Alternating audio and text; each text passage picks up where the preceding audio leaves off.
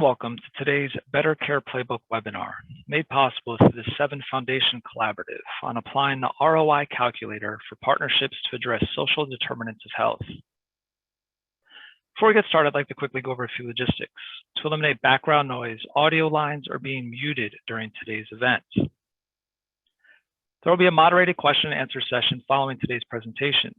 You may submit a question online anytime by clicking the Q&A icon located at the bottom of your screen. Instructions are shown on the screen at this time. Today's event will be recorded and shared publicly on bettercareplaybook.org. At the end of the webinar, we ask that you please complete a brief online evaluation that will pop up on your screen. Your feedback is very important to us, and we hope that you'll take a moment to do this. We'll now turn the webinar over to Logan Kelly, Senior Program Officer at the Center for Healthcare Strategies. Thank you so much, and welcome everyone to today's webinar. We're really excited today to explore how healthcare organizations and community-based organizations can partner and apply the ROI Calculator in their work and partner together to address health-related social needs. So before I introduce the presenters, I'll just provide a brief overview of the Better Care Playbook. Next slide. So the Playbook is an online resource center of evidence-based and promising practices to improve care for adults with complex health and social needs. Every month, the Playbook is summarizing new journal articles and reports on topics such as complex care interventions, health-related social needs, and program financing. The Playbook also develops case studies, hosts webinars such as this one, and curates implementation tools to help stakeholders translate evidence and research into action. This webinar is part of a series on the Playbook called Inside Complex Care, where the Playbook focuses on practical implementation logistics and adaptation for programs and tools with a demonstrated evidence base. Next slide. The Playbook is coordinated by the Center for Healthcare Strategies through support from 7 leading national healthcare foundations: Arnold Ventures, the Commonwealth Fund, the John A. Hartford Foundation, the Milbank Memorial Fund, the Peterson Center on Healthcare, the Robert Wood Johnson Foundation, and the SCAN Foundation. And you can find all of these resources, case studies, and implementation tools that I just mentioned, and including the ROI Calculator at bettercareplaybook.org. Next slide. So on today's webinar, we'll first hear 2 presentations from a team from the Commonwealth Fund who will share more on why and how the ROI Calculator is used, and that will include strategies to identify what data is needed to develop an ROI, and then dive into the evidence behind the calculator on the impact of social services on healthcare utilization and costs. Next, presenters from Collaborative Consulting will provide a case study on how a social services organization serving older adults and people with disabilities use the ROI Calculator to determine the value of the services that they provide, and then establish their business case to contract with Medicare Advantage plans. And finally, we'll have a question and answer session where our presenters will answer questions shared by participants today. Next slide.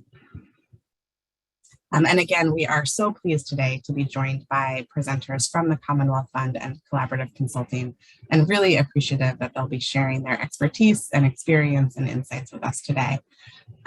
So I will introduce them before their respective presentations. And first, I would like to, we can go to the next slide and introduce the team from the Commonwealth Fund. So we have Douglas McCarthy, Senior Research Advisor, Corinne Lewis, Program Officer, and Tanya Shaw, Strategic Advisor. Welcome, and I will turn it over to Doug to start. Well, hello, and thank you, Logan. It's a pleasure to be with you today and to share the rationale for the ROI Calculator. We live in an exciting moment in the evolution of our understanding and our collective will to achieve better outcomes by addressing health-related social needs in concert with providing the best medical care. And we have new incentives and tools to do so through value-based payment and healthcare benefit designs. As the diagram illustrates, this is a partnership between sectors, a cross-sector collaboration. And in order to do that, there needs to be a way to bring it together, often through care management at the bottom. But you'll see this doesn't mean any one sector is taking over or becoming the gatekeeper of the other. It means that the 2 sectors are finding ways to collaborate and to share their expertise in order to accomplish a bigger goal. So how can an ROI calculator help this kind of partnership formation? In 3 ways. First, through pitching. A community-based organization, or CBO, can quantify the value of its services to develop a business case for a partnership in a way that a healthcare organization, or HCO, can recognize. Secondly, the CBO and the HCO can negotiate and implement an effective partnership agreement by, first of all, defining a target population and a scope of services to achieve their intended benefit, and secondly, by agreeing on an equitable payment arrangement, which the calculator will facilitate. And finally, for established partnerships, the calculator can be used to close the loop and evaluate the actual impact of that intervention so that the partners can, as needed, adjust that arrangement so that they achieve sustainability going forward. I'm going to share 3 examples of those 3 ways that the calculator can be used, drawn from case studies and from learning collaboratives that the Commonwealth Fund has sponsored in collaboration with our partners. First, in pitching, Healthcare Access Now is a nonprofit in Cincinnati, Ohio, that partners with Medicaid managed care plans to provide care coordination using the Pathways Hub model. They began working in pregnancy-related services, but they wanted to expand to serve vulnerable adults with chronic illnesses.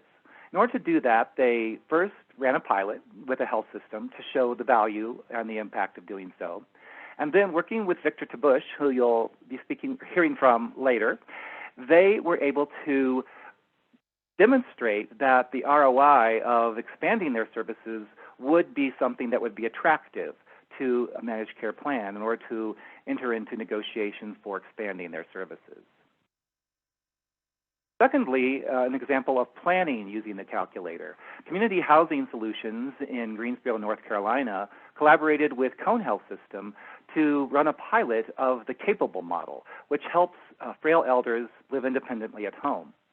Their planning focused on defining the target population among beneficiaries of a Medicare Accountable Care Organization, or ACO, that would prevent falls at home and pay for the intervention and thereby realize the kind of projected ROI that had been demonstrated in research studies of the Capable model. And third, in evaluating, Project Angel Heart is a CBO in Denver that had a contract with Denver Health to provide home-delivered, medically tailored meals to Medicare and Medicaid dual eligibles after they went home from the hospital. They were able to conduct an analysis of the impact of that program on their general population that they served, showing the kind of returns that you see here when we plug that data into the calculator. And before COVID, they had hoped to also use the calculator to demonstrate the value for that specific population within Denver Health in order to encourage even greater use of that program within the health plan. So there are 4 basic steps involved in using the calculator, which I will demonstrate at a very high level, and then Victor Tabush will show you in more depth during his case study. The first is to select the social services that you plan to offer and the kind of utilization categories that you expect to impact with them based on your own experience or the research literature. So that might be hospital admissions or length of stay, emergency room visits, or visits or stays in the skilled nursing facility. Second would be to estimate the baseline medical utilization and costs of the events that you're targeting. And I'll show you some resources in a moment that you can be used to help with that. Third is to estimate the actual population that you think will receive the services and the costs and the intensity of the kinds of services that you propose. And fourth is to estimate the actual impact on those utilization variables of interest. The calculator then uses those 4 kinds of data input to calculate the ROI for specific payment models, which Victor will demonstrate to you shortly.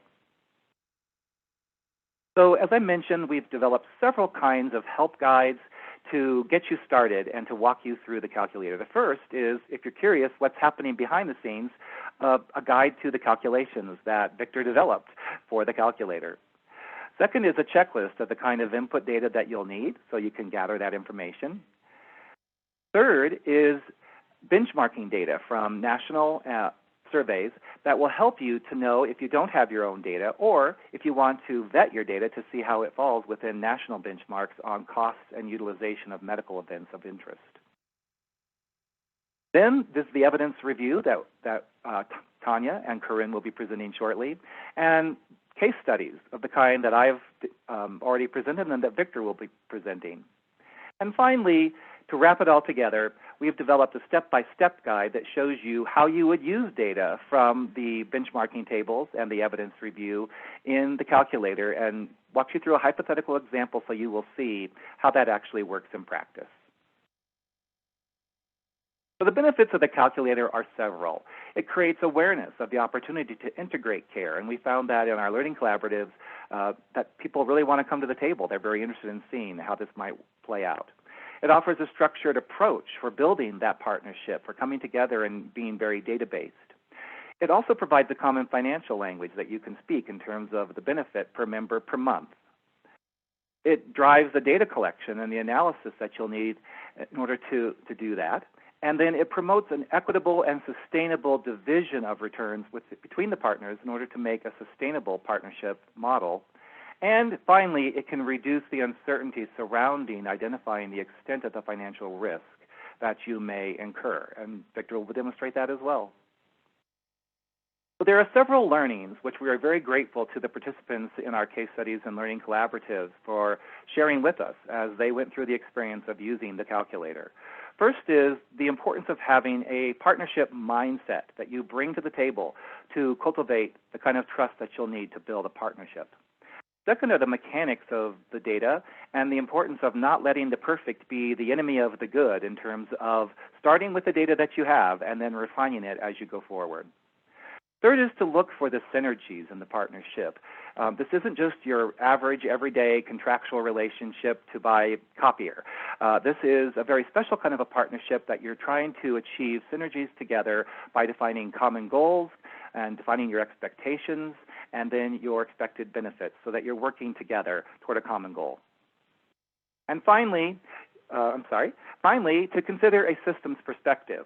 So when you're thinking about a partnership, it's not just demonstrating the ROI, but what are the workflows that you're going to have to put in place to create the referrals for those services, and how can you engineer those so that they show providers and care managers that they're going to be benefited by this kind of a partnership and it's not going to be a burden to them.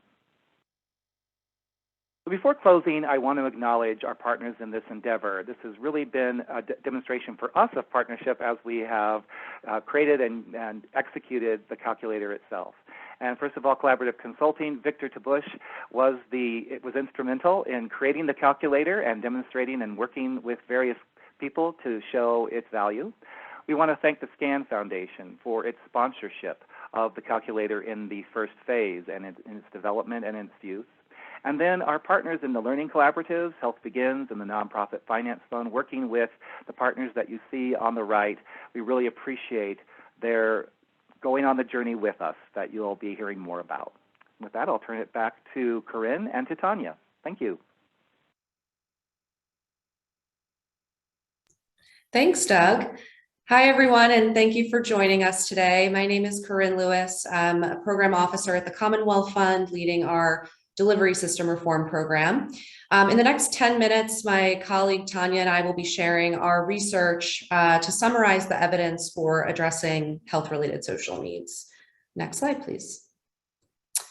As we were developing the ROI Calculator tool, we realized there was a critical need for a collection of relevant evidence on the impact of health-related social need interventions to enable users that don't have program data readily or easily available to find estimates to enter into the calculator. So we set out to create the evidence review, which summarizes the latest and greatest studies on health-related social need interventions.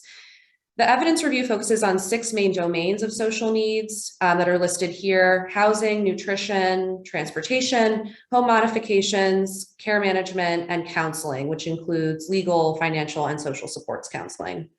And it summarizes studies in each of these categories, including the target population, intervention description, study design, intervention costs where they were available, and then, of course, the impact on healthcare utilization and costs. And you can find this resource on the ROI Calculator website. And I just want to flag that we're in the process of actually updating it with new literature, and that should be up on our website in June. Next slide. So at a high level, to find studies, we developed a series of search terms, searched key databases, and engaged in a snowball approach. We also leveraged our thought partners, Siren and Health Begins, to do a peer review of the resource, and we're very grateful to them for that. We included studies if they were of an intervention in any of the 6 domains, if the target population of that intervention was people with complex health and social needs. So for example, people who are dually eligible for Medicare and Medicaid, people with chronic conditions, et cetera. And if the study reported outcomes that were relevant to the ROI calculator, so healthcare costs, utilization, or return on investment. And we limited studies that were from 2000 and on. And 57 studies ultimately met these criteria and were summarized in the evidence review. Next slide, please. So we're going to summarize the evidence by each of the domains in the evidence review. So first, as you all know, food insecurity negatively affects people's health and well-being. The evidence review includes 12 studies of efforts to address this problem through nutrition interventions. Across these studies, we found there is moderate to strong evidence that improving access to healthy foods through vouchers, medically tailored meal programs, or home delivery of meals can result in statistically significant reductions in emergency department visits, inpatient admissions, hospital length of stay, and even skilled nursing facility admissions when compared to a matched comparison group. And these reductions in utilization often meant that the interventions also resulted in reduced healthcare costs and resulting in a positive ROI. So for example, as you can see on the slide, one study that we included in the review found an estimated ROI of 387% for home delivered meals to Medicare beneficiaries. And I would also flag there is some evidence that medically tailored meal programs are even more cost saving than non-tailored meal programs. Moving to transportation, there's growing interest in offering non-emergency medical transportation, or NEMT, to address the problem of delayed or missed care. We found 8 studies of such interventions, most of which were somewhat limited in that they often lacked a comparison group and were case study and post outcomes. These studies revealed there's mixed evidence of cost savings for offering NEMT. In some cases, NEMT has been found to increase the receipt of outpatient preventative care, which could lead to reduced healthcare costs by improving disease management. As you can see in the example we highlighted, one cost-benefit study estimated savings for offering NEMT to people with asthma, diabetes, or heart disease. However, other studies of real-world NEMT programs have found no evidence of reductions in utilization or cost savings. I would say of all the health-related social need domains we examined in the review, transportation is the one where more and better evidence is most needed. And with that, I will turn it over to Tanya to walk through the remaining areas. Hi, everyone. I wanted to quickly walk through a few more important health-related social needs that are frequently the focus of partnerships between CBOs and healthcare organizations. So the first around supportive housing. People experiencing homelessness often live with chronic illness that could be exacerbated by behavioral health issues and unmet social needs. Many have frequent multi-day hospital stays, ED visits, and experience poor health outcomes. There's moderate to strong evidence across multiple studies that providing transitional or permanent supportive housing or even medical respite care after a hospital stay can significantly reduce expensive forms of healthcare. A systematic review of 17 controlled studies in permanent supportive housing in the US reported that with mean intervention costs of about, and that includes both housing and support services, of about $16,500 per person per year, you can generate healthcare savings of roughly $11,250 per person per year, indicating an ROI of around 180%. One promising study from a health plan in California found that significant savings on long-term care and SNF costs, basically over $4,000 per member per month in net savings, in a pilot that coordinated supportive housing with 2 local nonprofits for approximately 100 dual eligible beneficiaries. The community aging in place, advancing better care, better living for elderly capable, as it's known, offers home modifications as one service among interventions intended to prevent falls and help older adults live independently. Research on Capable, which is growing, indicates investing in home modifications, a modest investment of about less than $3,000 per person is associated with $20,000 in medical savings per person to Medicare and Medicaid programs. This results in a significant ROI. Next slide, please. Several rigorous studies have found that a variety of care management models, which link high-risk patients to needed medical and non-medical community supports, reduce utilization of costly healthcare services and produce ROIs ranging from 100 to 300%. A few programs provide care management through multidisciplinary teams. These are made up of social workers, case managers, nurses, physicians, and they connect patients with community-based resources as needed. These demonstrated reduced ED visits, hospitalizations, home health episodes, and skilled nursing home admissions. And one program demonstrated millions in savings and basically a 2-to-1 ROI. Several studies have also evaluated the impact of community health workers, and this is an area of growing interest in the US across payers and state Medicaid agencies. And these CHWs connect at-risk patients with social services. A subset of these studies showed that CHWs contributed to a higher follow-up visit show rate, so better use of primary care services, therefore lowering ED visits and reducing Medicaid spending overall, and a ROI of as much as $3 for every dollar spent. The last category we include in this evidence review is counseling. We focus mainly on legal and financial counseling that can help patients tackle a range of non-medical issues, such as working with insurance companies to get approval for services or advocating with landlords for better housing conditions. Several case studies showed that providing such assistance to complex or at-risk patients can reduce ED visits, hospitalizations, and costs of care. The intervention to do this, the intervention cost ranged from $200 to $400 per case, and the evidence is only promising. Many studies lacked a comparison group but what they did show is that these types of interventions more than cover the program costs through recovered reimbursements to providers and through patients not going into medical debt. So there is an ROI, but many more studies are needed in this area. Next slide, please. So while we are still learning to target, to implement and scale programs that integrate clinical and social needs for people, evidence is growing that doing so can bring benefits to patients and improving their well-being and health, while potentially reducing avoidable costs of care. A few lessons from the state of the field and the research we have reviewed.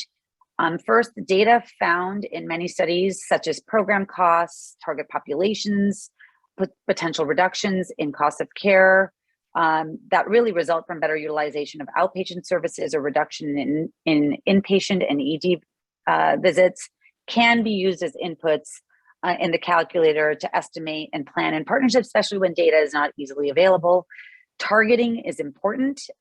We have found that the moderate to strong evidence studies had interventions focused on complex populations such as frail elders or dual eligibles. In working to address the whole person, often interventions are part of a multi-service model, and this actually might take time to evaluate the results and estimate an ROI, especially as we get into very complex populations.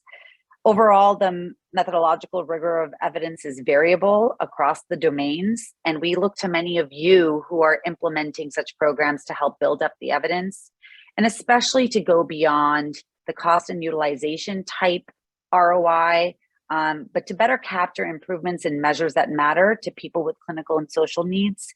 These are becoming increasingly important in assessing quality and the impact of investments in whole person care. And with that, I'll turn it back over to Logan.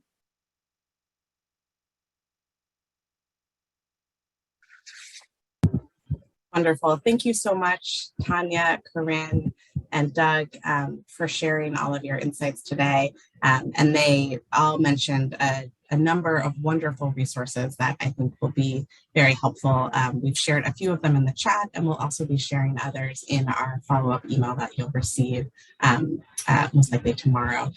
So next we can move on to the next slide, and I would like to welcome Lori Peterson and Victor Tabush from Collaborative Consulting, and they will be sharing more information on a case study of how the ROI calculator works in practice. Thanks, Logan. Next slide, please. Hi, everyone. Thank you so much for the opportunity to present. Before I turn it over to Victor, and he's going to really get into the nuts and bolts around how we use the calculator with an organization called Homage. And I'm wondering if you could advance to the next slide, if who's ever doing this. There we go. I thought I'd just give just a little bit of background. So Homage is a not-for-profit, community-based organization in the state of Washington. They provide programs and services to older adults and individuals with disabilities. Those services include caregiving, food and nutrition, transportation, mental health services, and then community-based care navigation and coordination. And so a couple years ago, Homage set out to design and implement a cross-sector partnership development strategy. And really with the inspiration to reach more people that needed their services to live well and healthy in community, but also with the foresight to recognize that the services that they have been delivering for decades were getting a lot of attention, or starting to get a lot of attention from the healthcare sector and policymakers, with the potential of their services being able to help improve healthcare outcomes and reduce healthcare utilization for high need, high cost, complex populations. So Collaborative Consulting, we were engaged to actually help them launch that strategy. And by doing that, by looking at what was the need in the market, but also the interest, were there actually health plans and healthcare providers that were interested in these services? Out of that, we ended up profiling what we thought were high potential or the most viable targets for Homage to pursue. We started to help them design a package of services, and then also start to think a little bit about how they position and message to the different kinds of plans and providers. In the midst of this project, Homage was it actually happened a little bit faster than what we expected, but they were presented with an opportunity to partner with a Medicare Advantage plan to design a 60-day home-based care coordination program that included meals, transportation, and also some resources around falls prevention on top of the care coordination piece. And the Medicare Advantage plan was really interested in testing out these services with their members with COPD and CHF. That's where the calculator enters in, and Victor's going to get into that in a moment. But they did end up designing and delivering this program, and it was branded Home Advantage. And there's a little story about that, but I don't have a lot of time. So at this point, I'm going to turn it over to Victor, and he'll get into how we actually use the calculator to help them design Home Advantage. Victor, I'll turn it to you. Thank you very much, Lori. And this then is the story of how Collaborative Consulting and Homage together use the tool, the return on investment calculator, to project an attractive ROI to the MA plan from the offering of Home Advantage, 170%, thereby securing a successful cross-sector partnership. Now, several challenges faced Homage in arriving at that goal. Old traditional ways of thinking, maybe typical of a grant or philanthropy funded community-based organization, might have denied access. Homage's lack of financial acumen in this space, lack of experience in estimating costs, in choosing a pricing method and a pricing level, and in making a business case might have made the goal close to impossible. Homage, with our assistance, then deployed the calculator, enabling it to overcome many of these challenges and to ultimately forge this contractual arrangement. Now, before collaborative consulting guided Homage through the sequence of the tool's many steps, we began our engagement by first introducing our client to a set of relevant business principles that collectively we term the new way of thinking, if you will. This preparatory work was the foundation, the primer for the subsequent work of populating the tool's fields with data entries. You can think of the following 5 principles as constituting the spirit or the mindset we believed Homage needed to adopt before delving into the tool's logic and mechanics. First, perhaps the most crucial principle is to adopt the partner's perspective. A thoroughly outside-in, that is a client-oriented perspective, is imperative for a community-based organization intending to enter into a business venture. Costs, aside from the need to be accurate, need to be categorized and assembled in a manner that facilitates financially prudent decision-making. Threshold analysis is a generic term for break-even analysis, a concept that you're probably familiar with. The competence to conduct threshold analysis is essential when uncertainty pervades the business case. This form of analysis identifies the critical values of key variables that must be attained to arrive at a particular goal.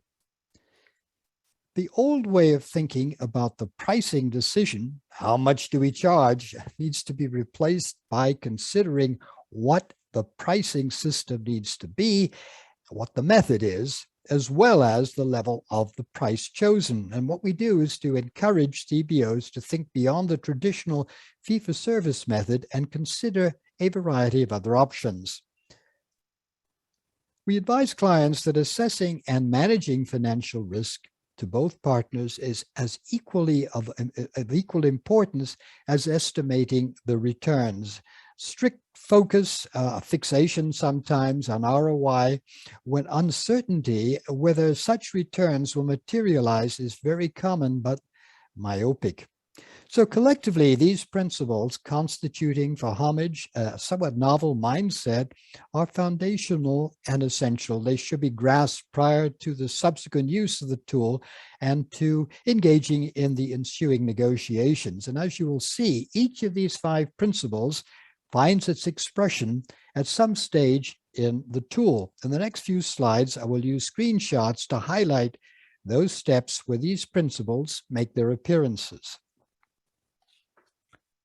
Homage needed to adopt the plan's perspective, and they do this in several areas within the tool. First, what matters? What matters to the plan? An identification of those medical events, the expense of which the plan has responsibility for, and Homage might influence with its service package. Here it was hospital admissions and readmissions. A second area was the partners' costs for these medical events. Partners' costs are almost as important for the CBO to understand, to know, as are its own. Now, the plan's cost burden was the source of much of the benefits that Homage could deliver.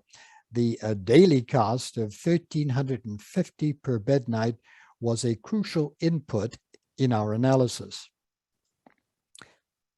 Thirdly, the calculator prompts consideration of other benefits to the plan, the Medicare Advantage plan, or any partner, aside from the cost avoidance, which tends to be the go-to benefit. Benefits here in the form of revenue enhancements. These could come, for example, as a result of improved star ratings from membership attraction and retention, and any revenues preserved from reductions in hospital readmission penalties. So these potential benefit sources were part of the home advantage narrative in the negotiations, despite proving difficult to, in practice, quantify and place in the corresponding fields. Home advantage costs needed to be categorized as to whether they were fixed or variable. Fixed costs, the importance of fixed costs should not be underestimated. When you make this division between fixed and variable, what it did was to allow Homage to consider a sliding scale price schedule with lower prices for higher volumes, reflecting scale economies afforded by fixed costs. Homage was also able to assess its financial risk once it knew this cost division, this breakdown, with substantial fixed service costs. Should the plan pay Homage on a per engaged beneficiary basis, then if volume were then to fall short of expectations, Homage would find itself at significant financial risk, finding it impossible or difficult to cover those fixed costs with just a slim volume. This is where costs are segmented in the calculator. Now, these are approximations of the numbers we use. Note too, there is the option in that first column that you see here of inserting an estimated cost that the plan itself, the partner, might incur directly to finalize, to operationalize, and evaluate the partnership agreement. It would have been ideal were Homage to have proof that its service would achieve the projected outcomes. However, data were only partial. In addition, some data came from similar programs, but might have been deemed of questionable applicability to the specific circumstances here.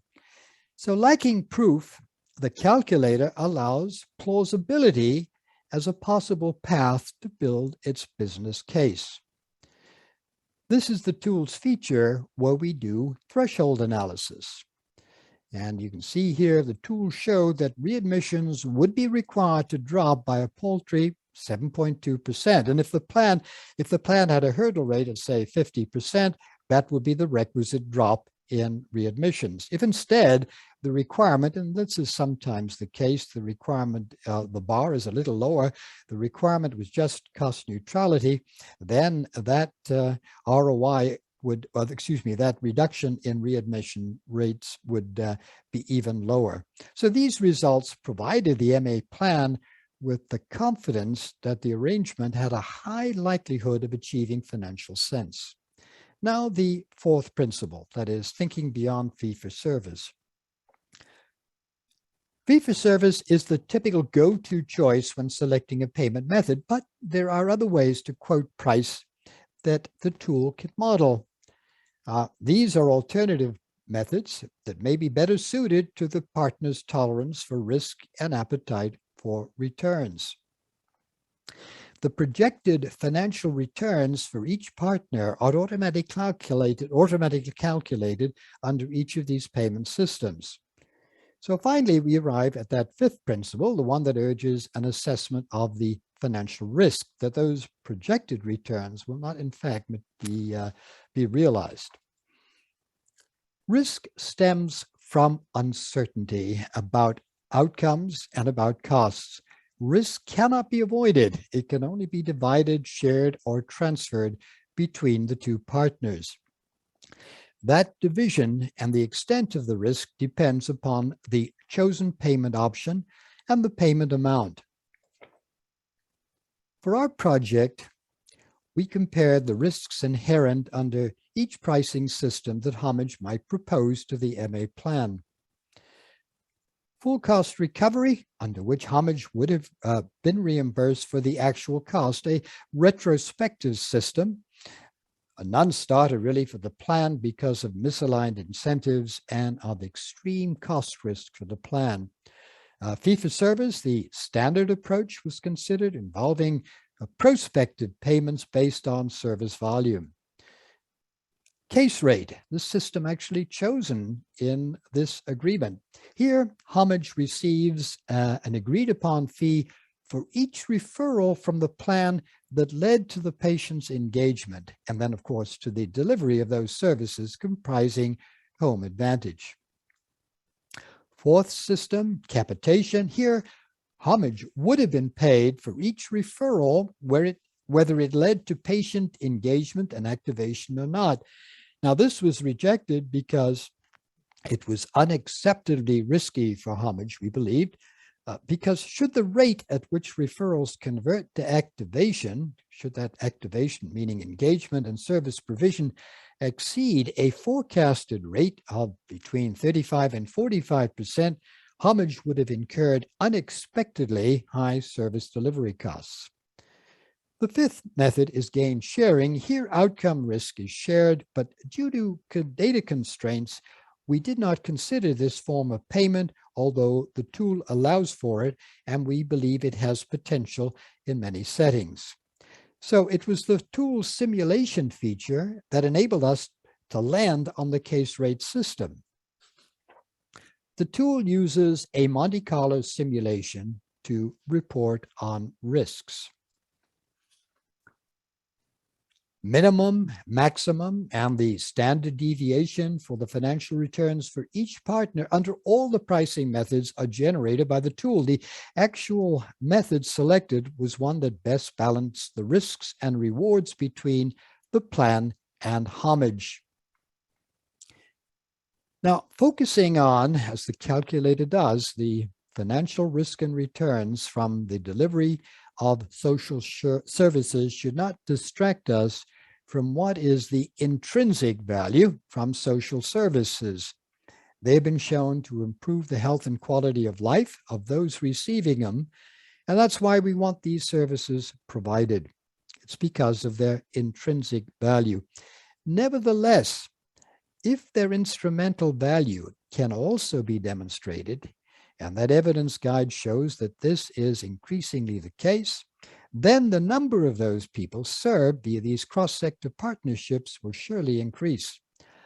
Indeed, the central purpose of the tool is to encourage partnerships in order that patients with complex needs receive those vitally important and effective services.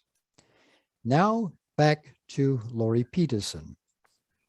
Thanks, Victor. I know we want to save plenty of time for questions, and I see a lot already coming in the Q&A, but I did just want to close with the this opportunity really launched, if you could go back to one slide, 37, please. This opportunity really launched Homage. Not only are they currently strengthening the partnership with the Medicare Advantage plan, as you could see maybe on that one slide, around looking at data around decreasing readmissions and length of stay. They're also partnering with the MA plan to think about how they might serve more beneficiaries through some outreach to the providers.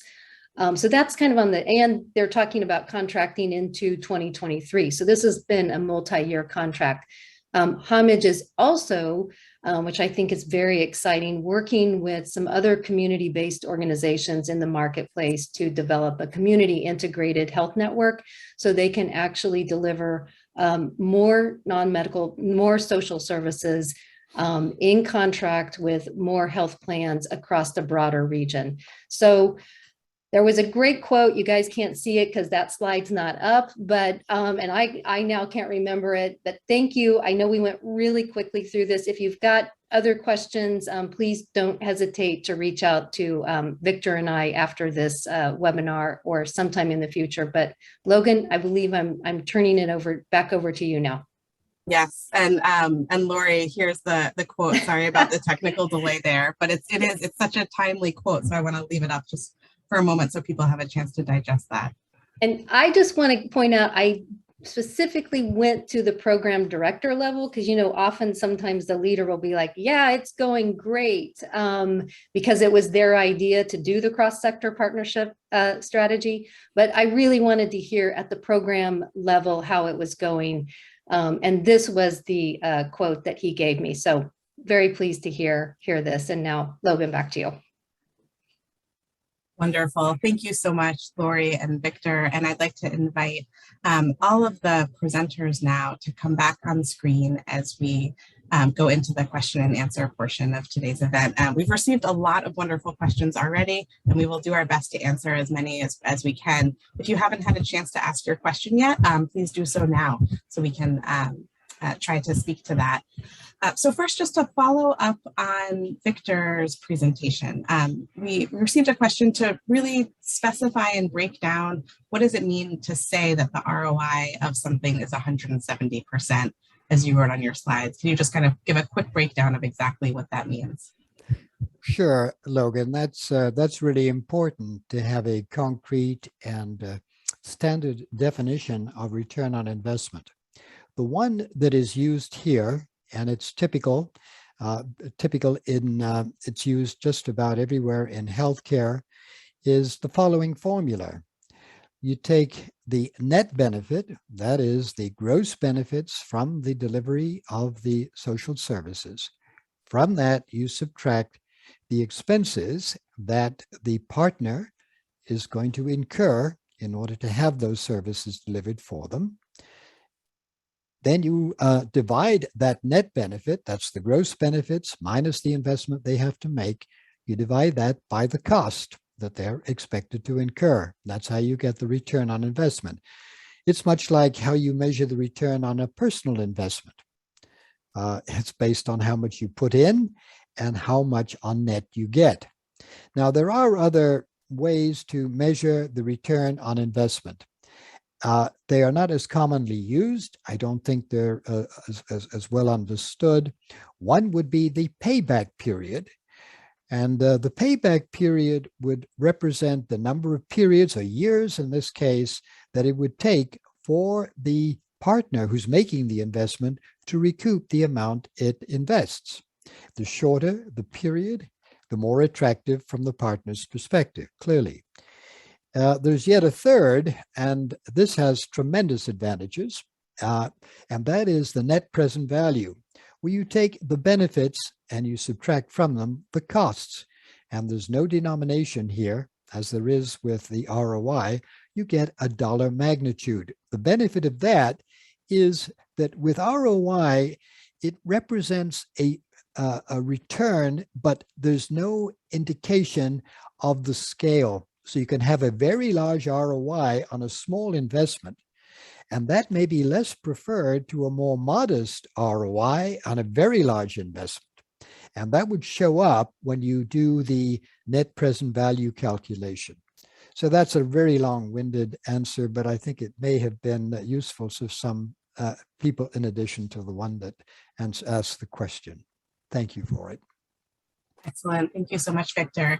And next, we've received a number of questions on how health plans are working to address health-related social needs. Tanya, can you speak to how insurers are taking into account social determinants of health into payment designs? And then as a second part, speak to how CBOs can understand what benefits are available to members within their Medicare Advantage plan so they can identify opportunities for potential partnerships. Yes, Doug alluded to this in his opening remarks around kind of the growth of value-based payment. And that is really the key for all payer types. The growth in these different value-based payment approaches provides the necessary flexibility to address drivers of health. So I'll walk through just a couple common ways that payers fund these types of services. So Medicare Advantage plans, for example, have special supplemental benefits that came in through the Chronic Care Act, and they have the option to offer, to pay for, or to provide health-related social needs like food, home modification, transportation, and other services. I think Doug Robertson in the chat asked a little bit more about kind of these MA plan frameworks and rules. And there's actually a really great primer on the Playbook and several resources around special supplemental benefits in MA that I think Logan will share the links to, that lay out the different categories and domains. Generally, these have to be health related. And so there are some rules around it, but they do provide flexibility to do more than Medicare Advantage and traditional Medicare have been able to do in the past. State Medicaid programs are a very important payer and lever in funding health-related social needs. They can pay for housing, food, transportation, care management, case management, and this is done through a variety of options, 1115 waivers using their authority there to have value-based contracting mechanisms that then force Medicaid managed care to engage with CBOs and communities in funding these services, and they become the pass-through. They can even fund CBOs directly, provide the infrastructure, provide the technical support to do that, as we're seeing in California. So good examples of where states have really used their contracting goals around BBP and their actual dollars. North Carolina, CalAIM in California, and New York State just released a concept paper around this. Oregon has had some success in this. So a lot of good examples. And then another structure I just want to mention are ACOs. They can reinvest savings into drivers of health, and they have payment mechanisms that also allow for funding of those types of services. So hopefully that answers a little bit of the question there. Excellent, thank you so much. Next, we received a few questions related to understanding the time frame for assessing the benefits after a program. So whether that's 6 or 9 or 12 months or even longer. How do you think about establishing that time frame, especially when the impact of some of these programs to address social needs may take longer than other types of healthcare interventions to really see an impact? And I'll invite Victor to speak to this question. Sure, Logan. It's an excellent question. It comes up a great deal of the time, and it really does depend on the specific service. At one end of the spectrum, the duration spectrum might be care transitions post-discharge from the hospital. The expectation would be within a 30-day window, you would expect to see an impact. That's kind of an immediate duration. At the other end of the spectrum, quite long-term, would be home modifications, in my view, in my opinion. Home modifications will prevent falls, but once those ramps and grab bars installed, they can serve that purpose for multiple periods. So that's kind of long-term. Now, if you have to choose a single period, what most community-based organizations and their partners tend to land on is a one-year period, pre versus post-enrollment. In that 1 year, community-based organizations very frequently suggest or even promise that those outcomes will be delivered within that intermediate time frame. And furthermore, partners are impatient. Impatient sometimes for a good reason. If it's a Medicare Advantage plan, they may feel that investments of this sort will accrue, the benefits of them will accrue to other plans should the beneficiary disenroll and enroll in another plan. So they want the impact now for the most part. So there's a myopia, one might call it, on the part of the plans. But there's also, I think, the reality is that most of these programs, most of these services can deliver intermediate term outcomes that then can be modeled within a 1 year time frame. Excellent, thank you. And we're getting a lot of excellent questions. We're also having some resource sharing happening in the Q&A. So thank you so much. And again, we'll be following up after the webinar with additional resources as well. One other question that we received from a participant was on strategies for small rural community organizations to contract with payers. Wow. Victor, could you speak to that question as well? Yeah, it's a different world out there in the rural areas, and we have to recognize the unique challenges that beset the rural setting. Among the challenges, seem to me, it's very difficult many times for patients to access hospitals and other sites of care, which can be frequently located some distance from where they live. So this heightens the importance of those non-emergency transportation services that could be provided by a CBO. Maybe a great opportunity here. The scattered nature of where the clients reside and the overall paucity of CBOs in the same areas provides an opportunity for urban-based CBOs to expand their geographic reach using technology, such as telepsych and telecounseling. And I've seen examples of that came out of the COVID period. Now, also something to note here in the rural area, there's an increasing incentive on the part of small rural and critical access hospitals to engage with CBOs as they are starting to assume greater responsibility for the total cost of care under recent CMS volume to value based evolution. So these facilities, which in the first instance tend to be financially challenged, will find partnerships, it would seem, with CBOs offering a worthwhile benefit. So the tool is applicable here and maybe even more so than in other settings. Excellent, thank you. And we'll just have time for a few more very quick questions.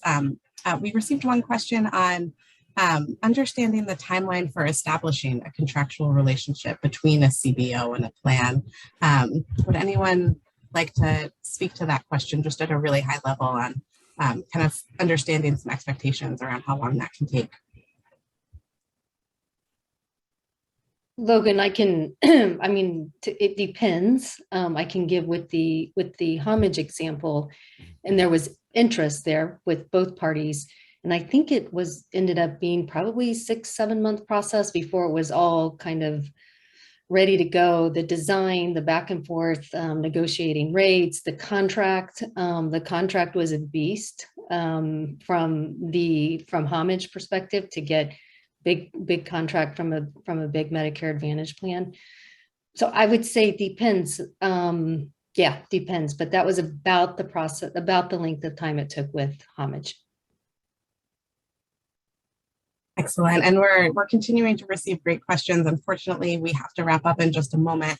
I'll say that we received a lot of questions kind of looking for more details on how do I find the average cost or utilization. Is there any evidence on this type of intervention? And I know we've shared a lot of resources in the chat today because there are so many wonderful resources that are out there and available. So one more time, I'll share the link to the Commonwealth Fund site that hosts the ROI Calculator. And there you can see all of the resources that Doug described. So the average cost and utilization table, the data checklist, the evidence review, the step-by-step guide, and the calculation guide. So as well as the use cases. So we really encourage you to check out those resources for more information, and we're continuing to share many of those on the Playbook as well. So thank you everyone so much. We'll bring up the slides for one more final request, which is that we really appreciated the opportunity to have this conversation with you all and to continue to build on this webinar.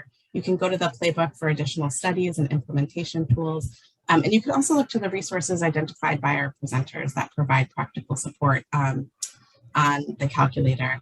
If you've developed evidence on what works for caring for adults with complex health and social needs, we welcome you to submit resources and ideas to the Better Care Playbook, and the link to our website is there. You can go to the next slide. Finally, please fill out the evaluation survey that will show up on your screen at the end of the webinar. We really value your feedback. I want to close today by thanking all of our presenters who shared such great insights with us today and such wonderful practical tools that we hope can be really valuable for participants in your work. I'd also like to thank the 7 Foundation Collaborative for making this webinar possible, and everyone who joined us and asked great questions. Thank you so much and have a great rest of your day. Thank you.